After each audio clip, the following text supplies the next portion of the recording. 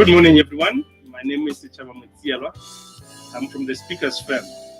Welcome and thank you for choosing to join the Empower Entrepreneurs Digital Conversations, the COVID-19 discussion hosted by Empowa Worx. A special welcome to our keynote speaker, Janine Hills, founder and CEO of Janine Hills Authentic Leadership. We have a broad representation of stakeholders joining us directly via Zoom, and they will post their questions on the chat box. At the end of the keynote, we will respond to as many of the questions posted as possible.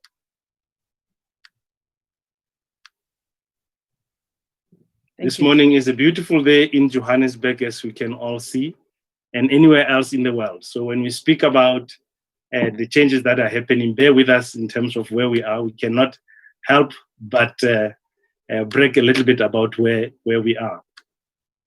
To get a direct invite to the talk tonight at 6 o'clock by Dr. Bandile Masuku, Gauteng Health MEC, please remember to use the WhatsApp number 082-088-5262, or you can visit the Empowa Worx website, www.empowerworx.co.za, where you can also get additional information about Empower Men, Empower Women, Empower Youth, Speakers Firm, leadership summits, events, and so on that are hosted by Empowa Worx. We are live on the following Empowa Worx digital platforms: YouTube, Twitter, Facebook, as well as the website. And the hashtag that we've been following for these conversations is Empower Entrepreneurs.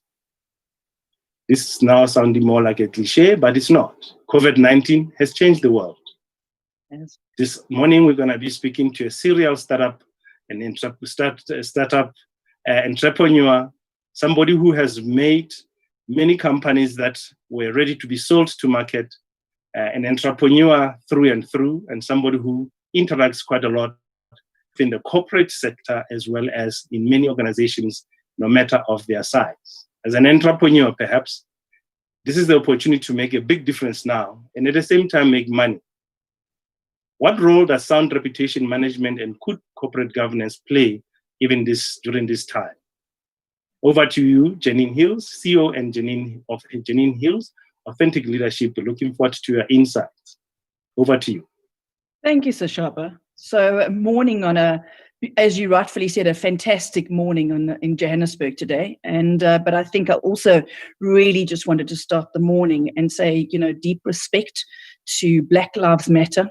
I think the funeral last night with George Floyd, those of us that watched, was incredibly moving, and things that we definitely do not want to see repeated in the world going forward. So there's no doubt that what we're seeing around us at the moment, there's a lot of anxiousness, a lot of uncertainty. There's a lot of where to from here. And in fact, in some instances, basic chaos, which is rather unfortunate, very unfortunate. But I think the good thing that's going to most probably come from COVID, and that is we're going to learn most probably as human beings how to be more human in business, in the way we interact with our families, the way we interact with our friends, and the rest of our stakeholders that are important, that lift us up and make us to be successful in whatever we do.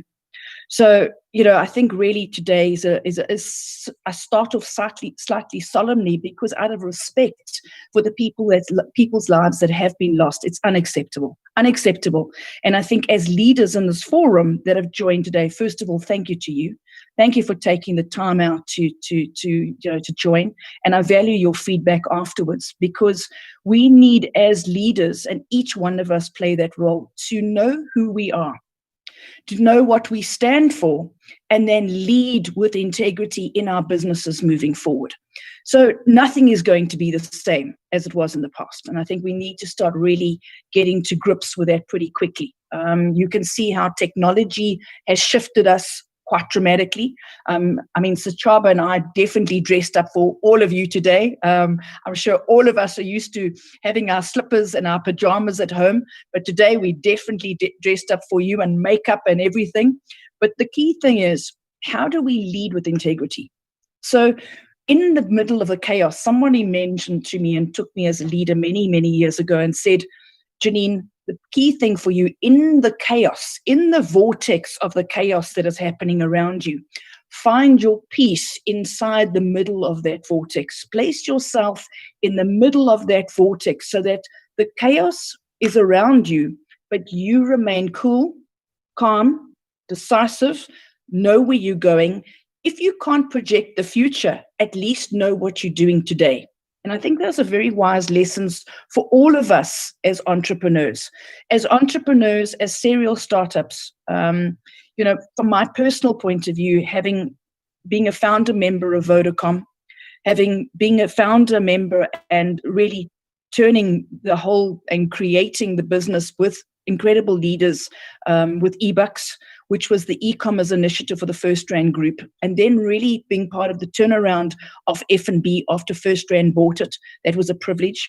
And then, of course, the next thing, I took time out. And that time out of that year was a very important time. And maybe that's what we've been blessed with during this period of time as entrepreneurs, founders of businesses, or people that own companies and also leading corporates. So I would recommend that during this almost sabbatical, this interim retreat period that we find ourselves in, take this time and use it wisely. Take the time to ask yourself the direction in which you're moving in. Find out the money that you are earning, that you are making. Is it coming from an authentic place? Do you know where that money is coming from? And I think, many a time with me starting a company like Vuma Reputation Management that I did 15 years ago, that I've now just sold to my partners that are now leading it. And I've just now started my own new business in a different field of leadership. The key thing is, do you know what you stand for? Do you know where your money comes from? Have you questioned yourself? Many a time I've had to turn business down. And I mean, as an entrepreneur, all of us know, and you go, sure, are you crazy? Well, it's not clean money. And I'm not prepared to touch blood money. And I'm not prepared to touch under the cover, those brown envelopes. And we get tested. But what is your authenticity and what do you stand for? And yes, we are in desperate times. Trust me, I feel it. I know it. I'm in exactly the same situation. I certainly respect that I have white privilege, and I completely understand that. And my gosh, have I had to go within to really, really look at what that's meant to me and what that's meant to my counterparts living in this country, and how do we play a role, and how do I personally play a role to help disseminate positive outcomes of what we do together. So as leaders, what I'd like to say today, and please ask the questions when those time comes, but when the time comes, but please, what we need to look at is courageous leadership. What do we stand for? So I've just made a couple of notes. What is an authentic leader? What is an authentic leader? I mean, we're never going to be perfect, but we can try our best. And I've said we stand for integrity.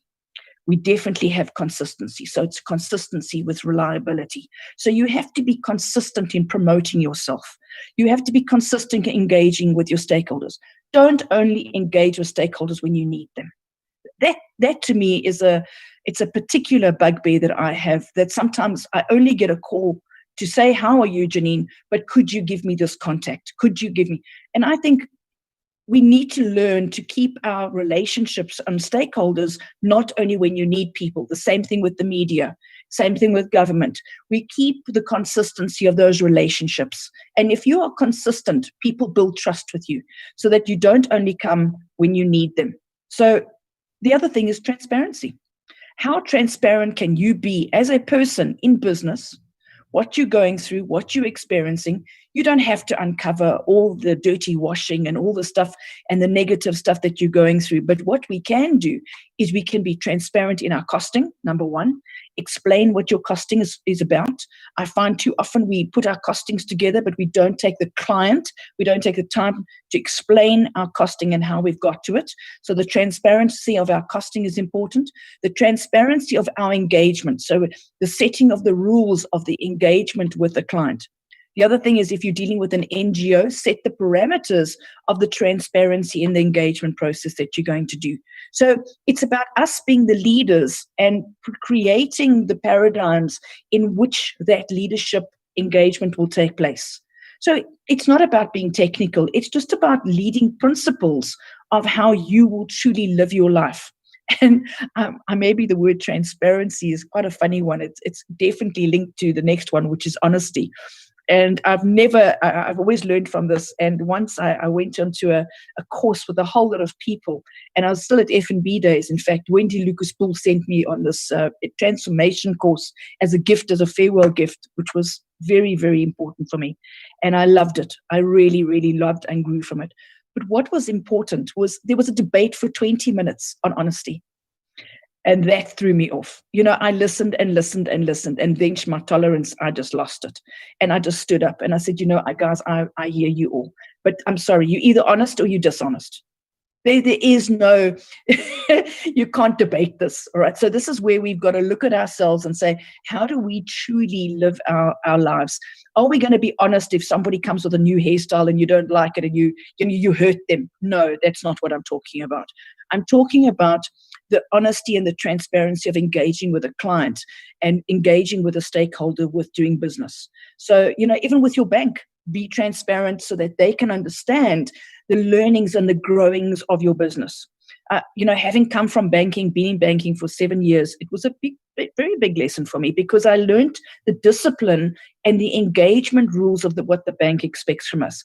And they've helped me build my businesses phenomenally. I have a personal banker that guides me on certain things. Even when I did the sale of Vuma Reputation Management now, because I've been in that space for a long time, my bank advised me on a couple of things. We didn't have to go to huge expenses of other advice. I was able to get advice from my banks because they care. They care for the growth of an entrepreneur. So your closeness and your relationship with your banker is very important.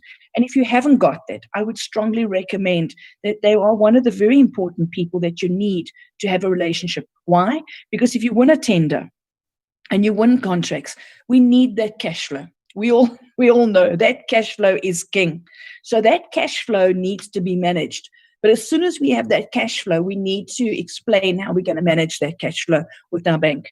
And I really cry out to people, when we manage that business, I've started a new business now, and all I've done is pull in the belt. I mean, even yesterday, I had Discovery Vitality phone me. Why are you canceling your 280 Rand? I said, because at the moment, I'm just putting things on hold. I've also put my Dear's TV on hold. I'm paying for my dad's. I'll pay for the family. But right now, I need to just pull my own belt in. So just for a period of time. So I think it's about being wise, letting the banks also know how we're being wise and we're not being reckless with that money. Because often when we haven't seen money for a long time, and it's hard, and then you want to go out and buy a new car. It's nice. That nice smell of that new leather is just amazing, and we love it. But the risk is far too great. So we need to be wise during this period of time. And so our relationships are crucial. So honesty and, of course, reliability. The reliability is when people need you, you need to be there. And so you might decide you work an 8 to 5 job. As an entrepreneur, we know this is a 7 days a week. The holidays come when, and you're going to get the call. So we need to be reliable. We need to put those boundaries in place, but the same thing, when people need you, you need to be there. And if that means working through the night and working through the morning, well, if you do what it takes and make sure you've included that in your costing. So the key thing from me is saying we've got to develop ourselves as authentic leader. We are the leaders. We are the leaders for the future. And what do we do? The next thing it leads into is, how do we become courageous? So we need to read. We need to understand current affairs. We need to understand the sensitivities of the market. We need to understand what is happening in our lounges. We need to understand the policies that are being made, the issues that are being spoken on the table. So when you walk into a client or when you're engaging with stakeholders, you're able to hold a conversation. It's not always your opinion. It's about holding a conversation and then being able to weave in your opportunity. And I'll give you an example. So I made a couple of calls. All I've done during this period is keep my relationships going with my stakeholders. So I phoned 2 people the other day. I messaged them, and I know them very well.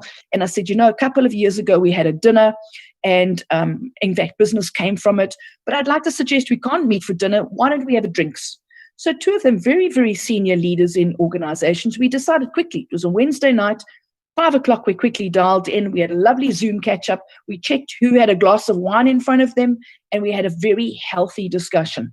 But I took the opportunity to check on how they were, first of all. How are you feeling? How are you doing? How are you managing? How are you as a leader managing, teaching the school kids and managing your own family and looking after your husband? But at the same time, I got the opportunity to talk, okay, guys, do you want to know about my new leadership company? So utilize these engagements to position your company.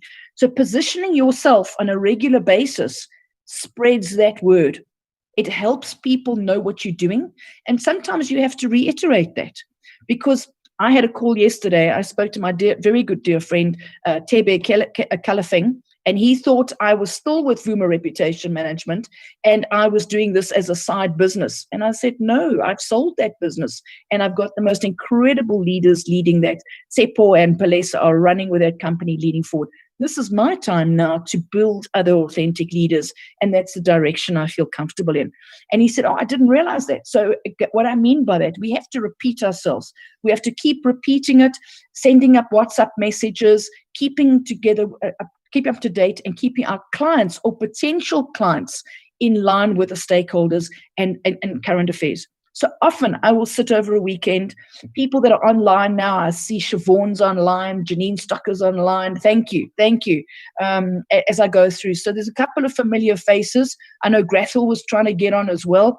So people I do know, and Tanya Maritz that I know, these are people that get regular articles from me. I don't know when I will do business with them. I'm not sure. But in the time, they either will learn to trust me, and they will feel that they can trust me well enough to recommend me. They will recommend the business. They will recommend the people I work with. And that's what we want. We want people to like you, number one. People do business with people they like.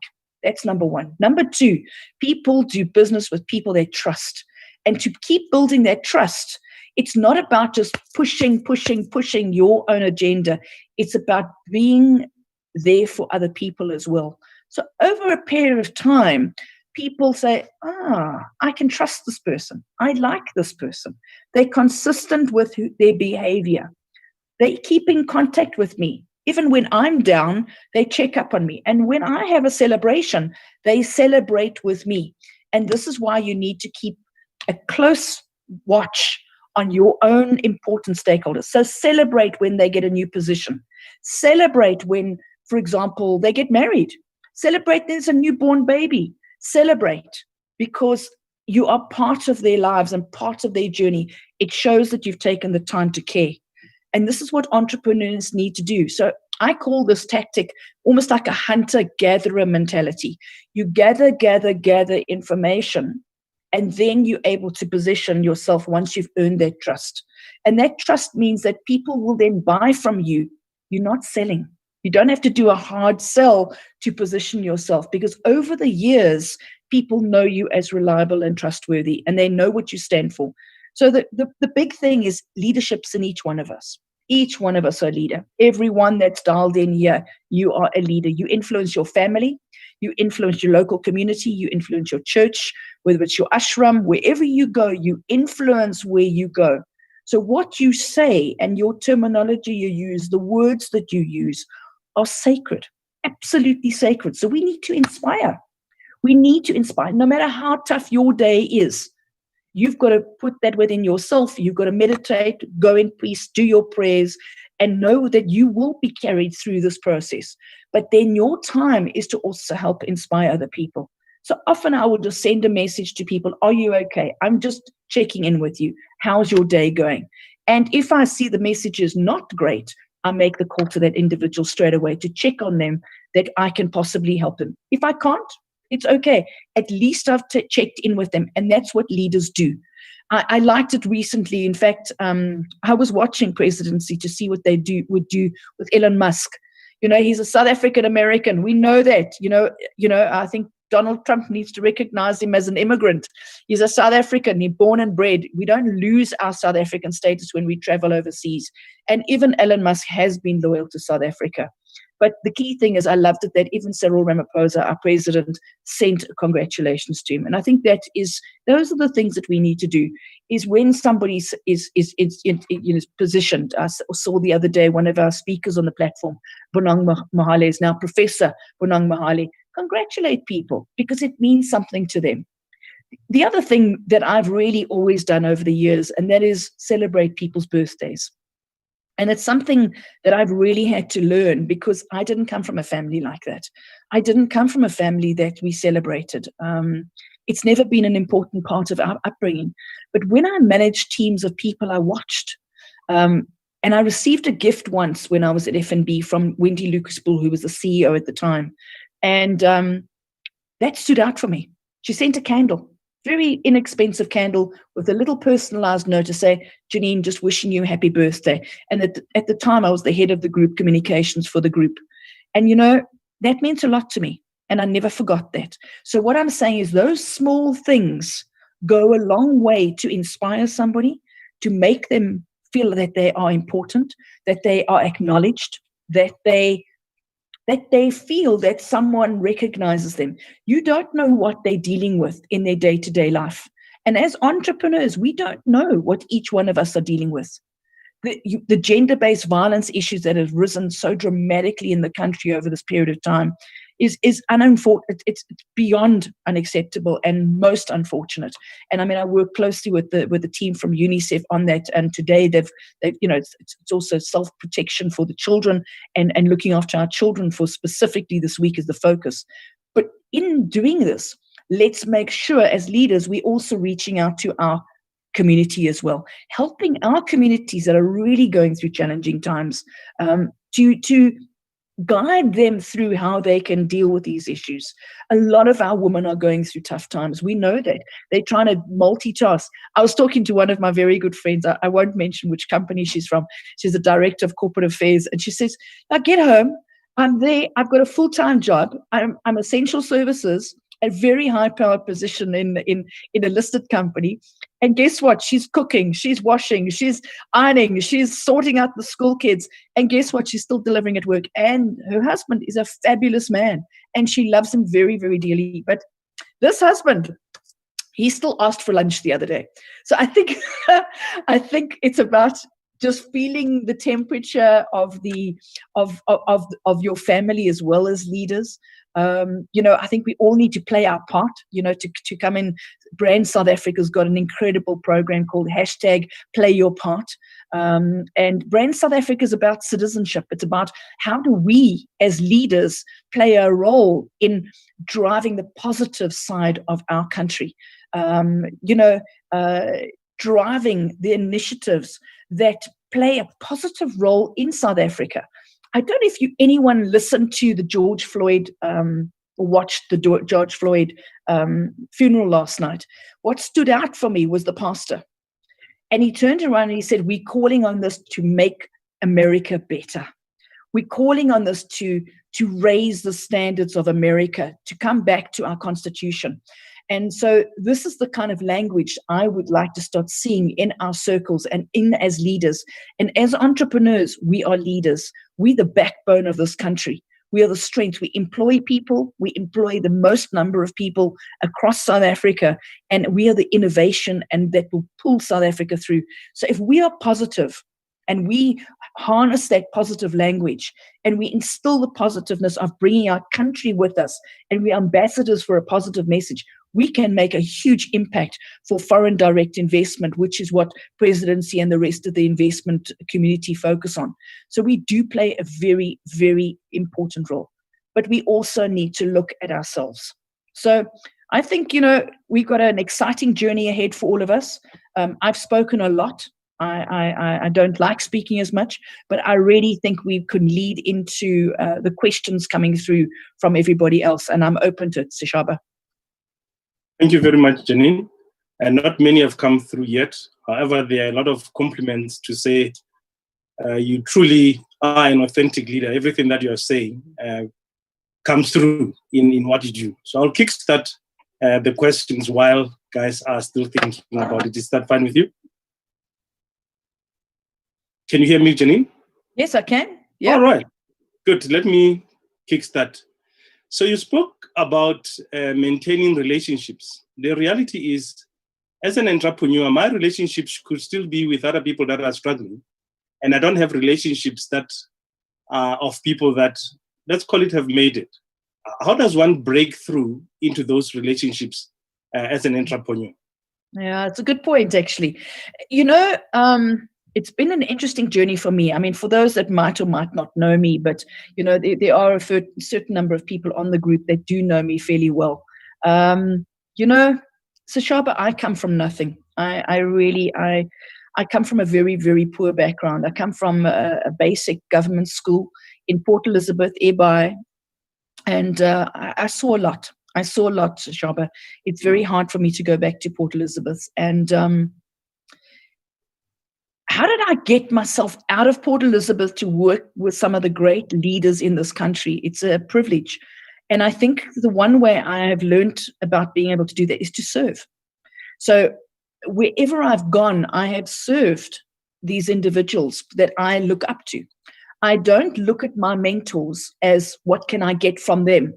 I look at what can I bring to the party that can add value to make them look better. And maybe this one example might be a good one. So one day when Wendy Lucas Bull was, sorry, I seem to be working with her a lot today. I don't know why, but sorry. But she's always been an amazing woman for me. But I went to her one day. She was in CEO position and I'd just been appointed in the position. And I didn't like the structure of what was happening in the communication structure. And I scheduled an appointment. So she scheduled lunch with me. So we sat together. And Wendy's quite austere. She's quite proper and I'm not exactly that kind of person. I've had to learn how to behave myself in those environments. And I made a suggestion over lunch with her. I was terribly nervous, Chaba. And I said, Wendy, you can't be the only spokesperson. I have an issue with it because, yes, but Janine, we have to control. We're rebuilding. We're doing this. I said, but let me show you something. I've just pulled a whole lot of research, and we've got ABSA, we've got Standard Bank, we've got all the other banks out there, and they're eating the communications alive. We've got only R1 million of exposure. They're getting 10 million rands of exposure. We are losing so many opportunities. And when I showed her the stats in front, she went, oh gosh, I had never thought about that. I said, we should be talking to people about home loans. We should be talking to people about their car finance. We should be really out there guiding people on how to utilize their banking finance better. She just had never thought about it. It wasn't that she's incompetent. She's more than competent. But that sector, I brought my area of expertise in. She said, I'm going to trust you. I'm going to give you 5 people. She said, and you dare not mess up. I'm going to give you 5 people that you will work with. And I will trust you with those 5 people. And slowly but surely, those 5 people, Sashaba, I was able to work. They were Michael Jordan. And I then worked with Michael at eBucks. So slowly but surely, you become to be included in a network because they trust. And when people trust you and you serve, and maybe this is another good one. Dr. Anna Mogokom, for those who might not know her, but she's an amazing entrepreneur herself. Dr. Anna was the president of IWF. It was my first encounter with these very powerful women, 126 of the most powerful women in this country. And I'm part of that network, Sashaba. And it's a privilege, a real privilege. But how I got involved in it, Totsi Mamela Kambula recommended me. And I mean, today we know who Totsi is. She's heading up SASA. And she recommended, and I was approved. And then Dr. Anna was doing a talk. And I noticed that she was doing a talk, but I didn't like the direction in which she was going. So I went up to her privately, not to embarrass her. And I said to her, Dr. Anna, may I speak to you? Took her aside. And I said, these are suggestions. We became friends. So I then guided her as president through that period of time, so she had a sounding board. So it's about serving, I believe, Sashaba. Thank you very much.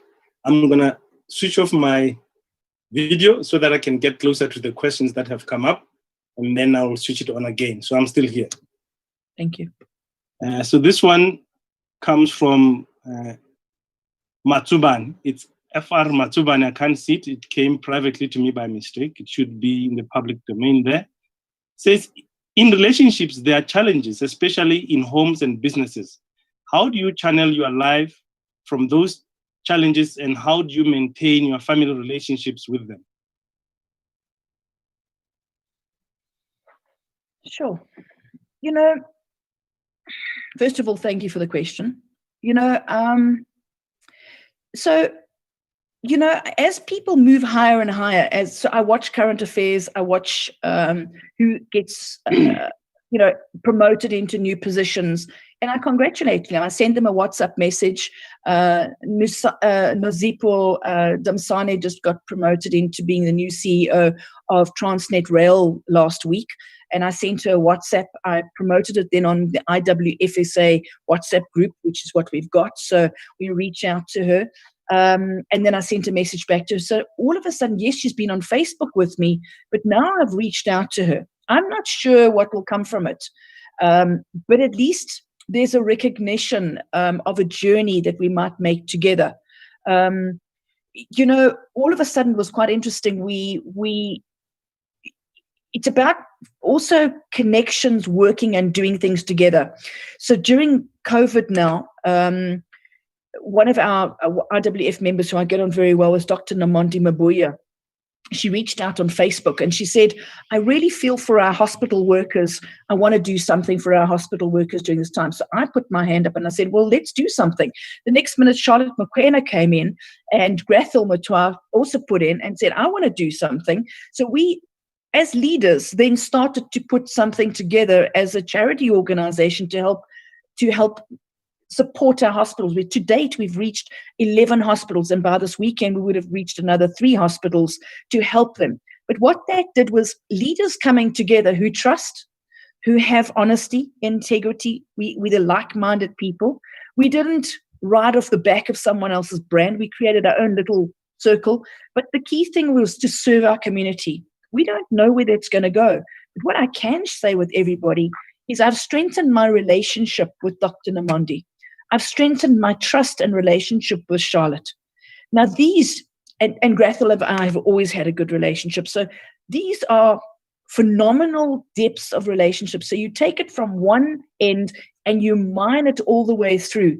And it's the consistency of working together. And what it makes it easier that when I launch my new company now, I can actually pick up the phone and I can pick up the phone to Charlotte and say, Charlotte, may I just talk you through what I'm doing on my business and what advice would you give, or would you also share it with your networks? So that's what I mean by the consistency of keeping those relationships alive. Have I answered your question correctly? I have no idea, but I loved your answer. I do love you, Sashova. Here's one from me.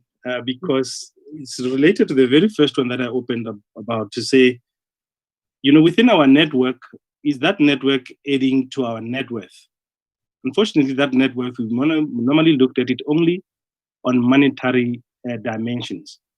How do I work through my network without hurting anybody's feelings, but really weed out people that are not necessarily adding to my net worth, not in monetary terms, but holistically?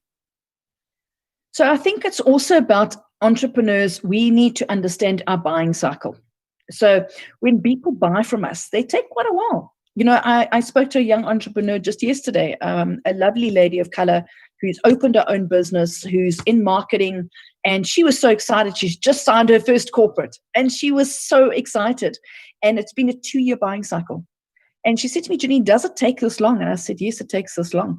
So it's the consistency again. Remember, go back to the integrity, the consistency, the transparency, the honesty, and the reliability. So once people know that they can trust you, they might have a marketing director in at that time that doesn't like you, doesn't believe in your vision. That person will move on, and all of a sudden the CEO will remember and make the call and come back to you and ask for a costing and ask for a quotation, and you do the business then.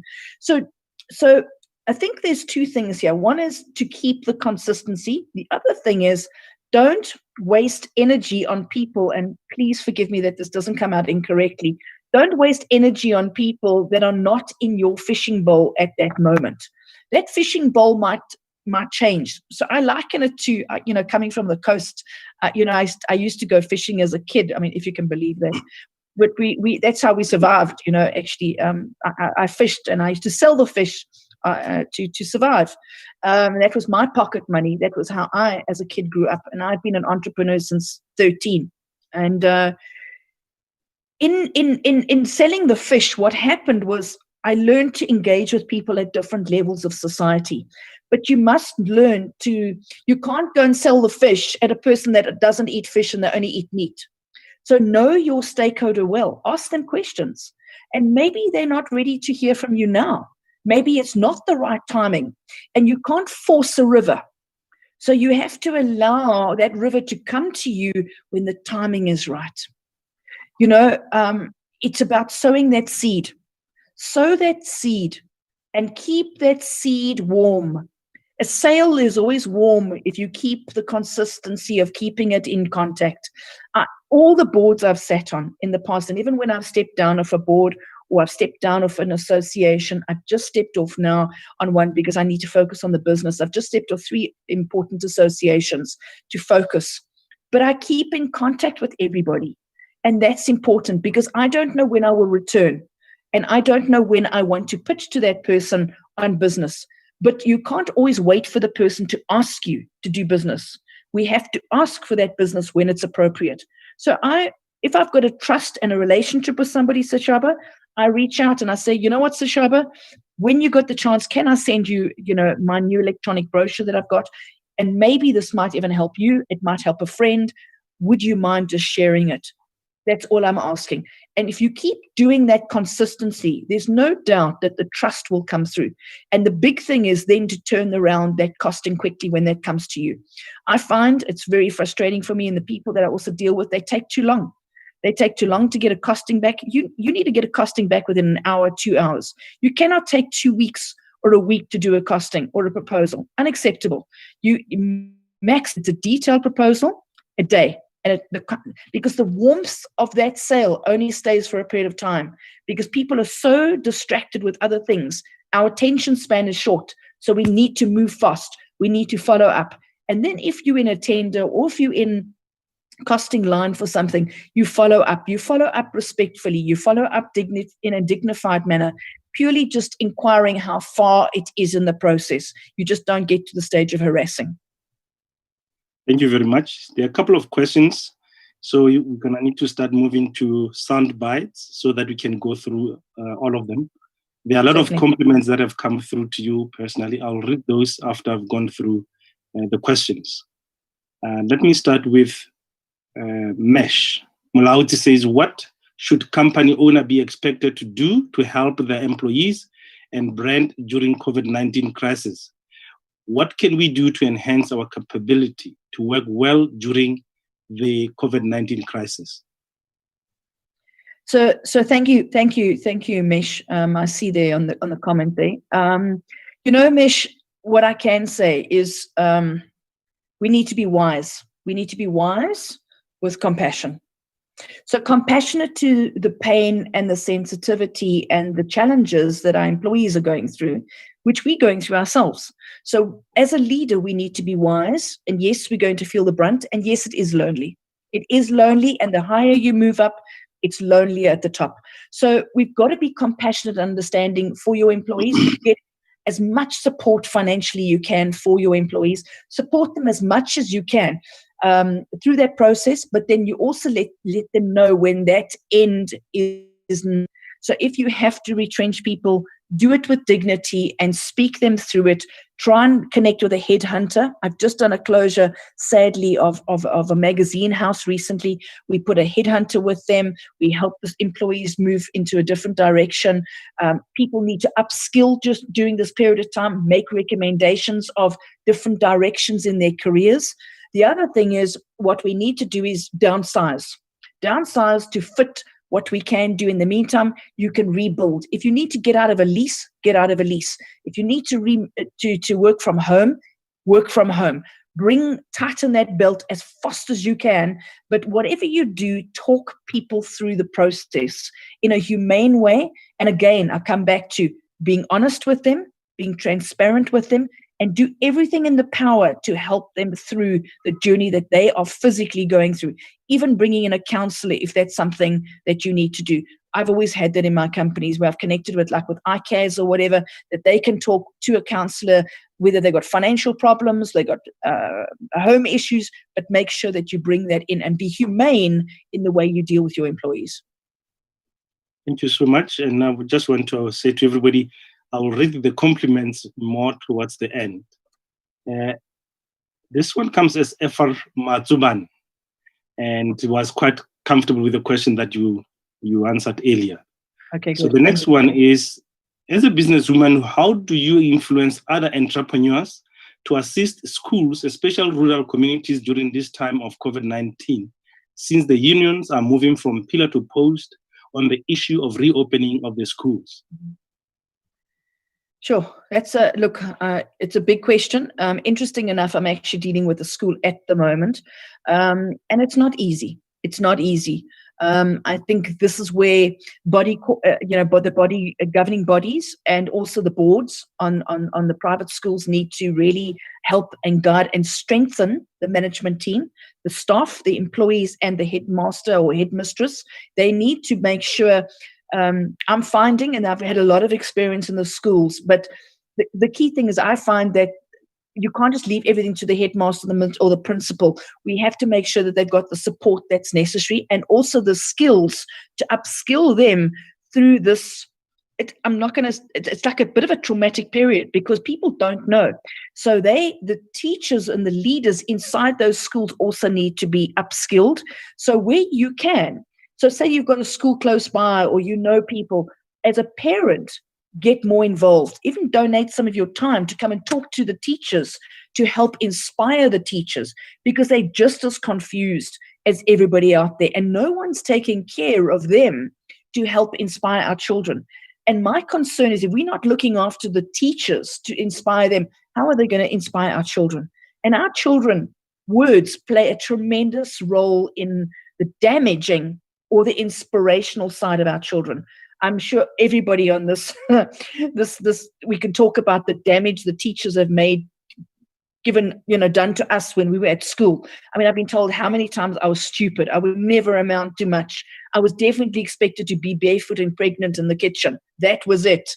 So we all know this, but how do we overcome that?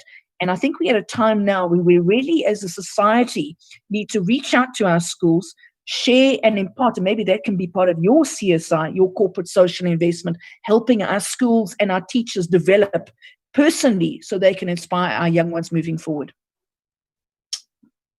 Thank you very much. The next one is from Mesh. Says, what is the way forward for leaders and managers in cultivating solutions in building capabilities that meet consumers or stakeholders in the shared context? I don't really understand that question. I kind of understand it. I've covered a lot of that, but I don't want to repeat. So can we just embellish a little bit more on that? Mesh, if you can just expand on the question while we move to the next one so that we remain true to you. Yeah. This one comes from me. Let me see. There's another question. Yeah. This one comes from me. Yeah. You spoke about, when I speak, let me put myself on. Good. Yes, I like to see your eyes. Yeah. Yes. You spoke about being authentic. Yeah. And a lot of stuff that is called, say, ego drives a lot of people, gives them energy, gives them the wind underneath their sails. Yeah. But ego is seen in a very negative way, maybe rightly or not so. I just want to hear your view on to what extent does my ego drive me, and is that sustainable? And what's your view? Being authentic, but at the same time, when I'm authentic and it is my ego that drives me, it's looked in a negative way. It's a very, very good question. In fact, from a spiritual point of view, it's a very important part because we all are here to manage our egos. We all have egos. We must accept it. We have an ego.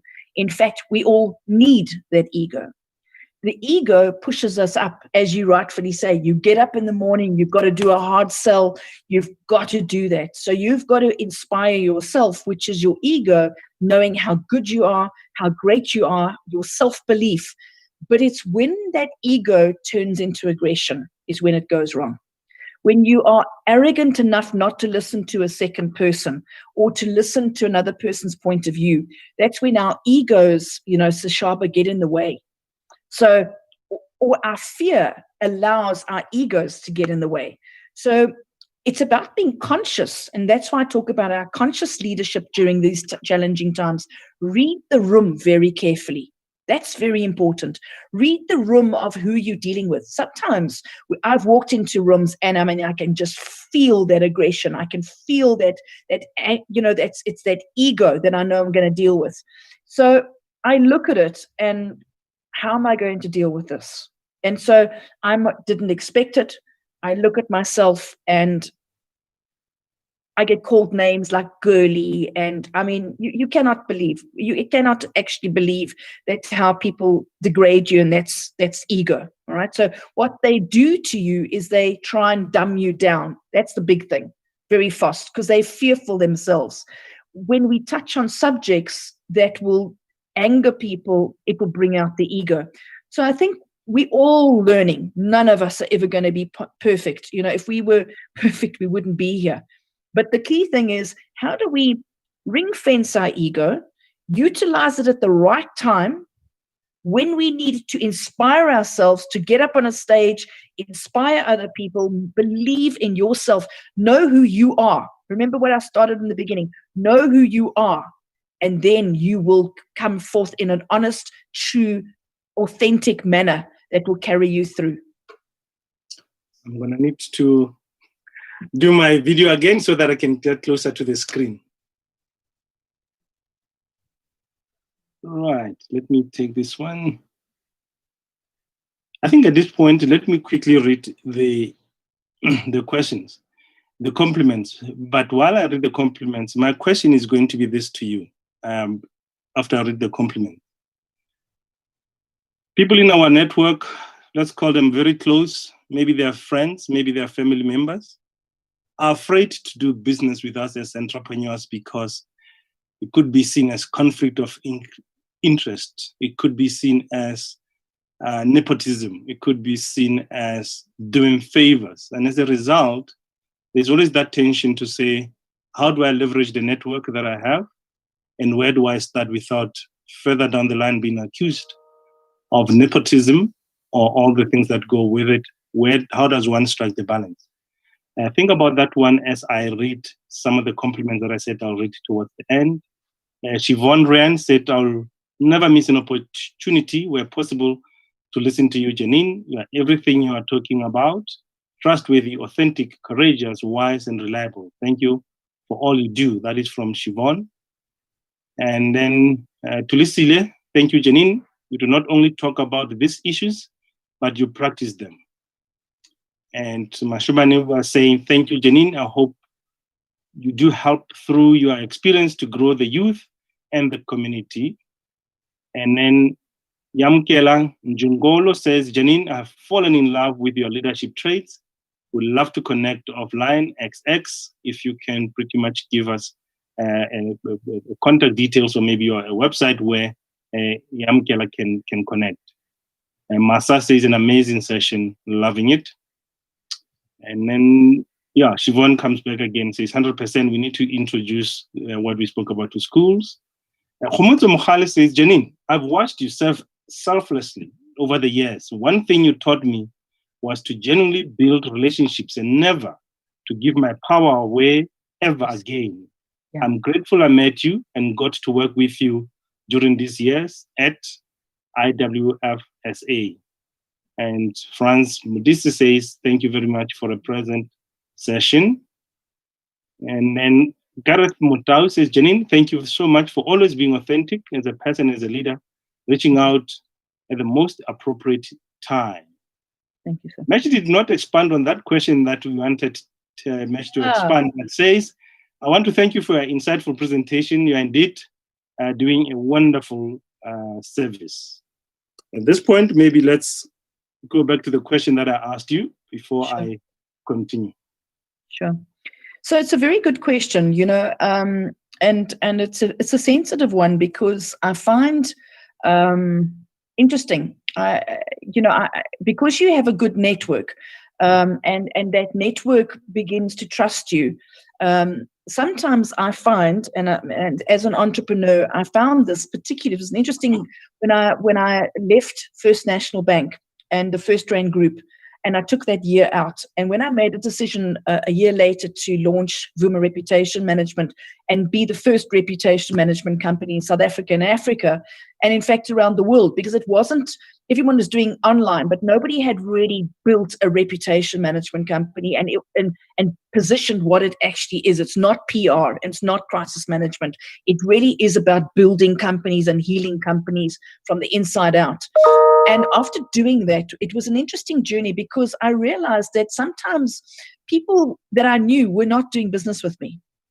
And initially, so for the first journey, I would say the first year to 2 years, I had to get that network out. I started doing business with a lot of people that knew of me, but they knew of, but I went to, that's when you're having to do the hard, you're having to pitch and meet.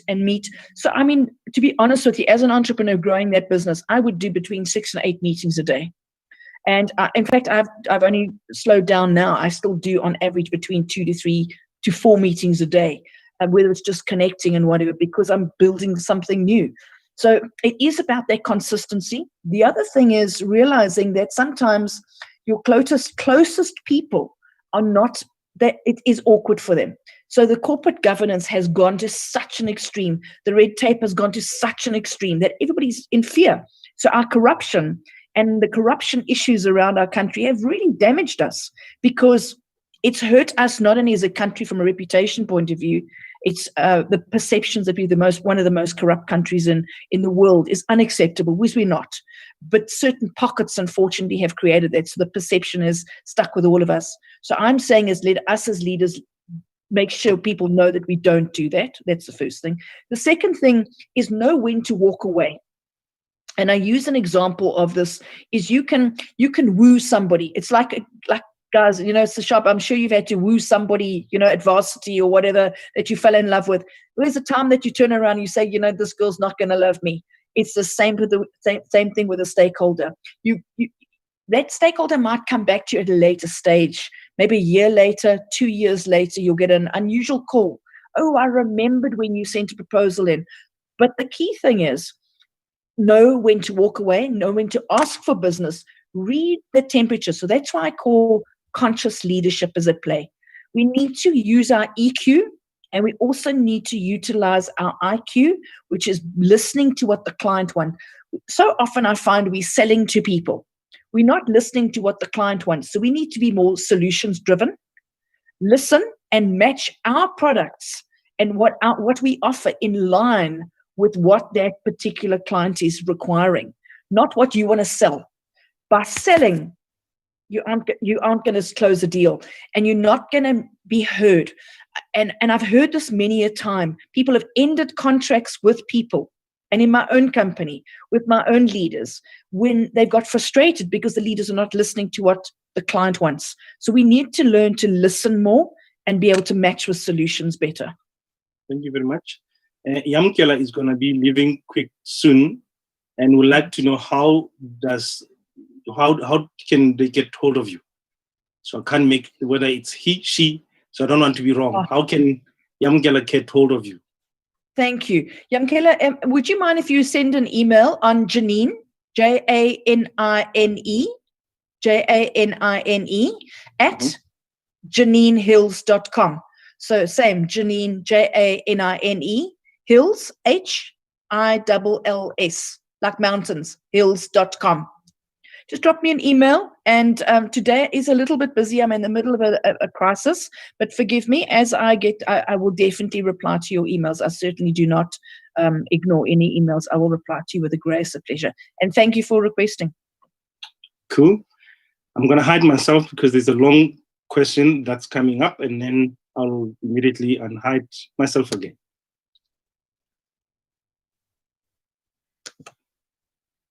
Good. So this one is from Matsepom CV, says, thank you for a very authentic and a very helpful presentation. In your presentation, you mentioned working with the presidency, Wendy, Lucas, Bull, and the amazing 126 of the most powerful women in South Africa, which is an amazing network. Apologies. Before you got into this privileged network, how did you position yourself so that you can get access to these people in order to be able to build strong relationships with them? She asked it, I didn't. Yeah, no, listen, these are very good questions. It's not luck. That's, people say, oh, being in the right place at the right time.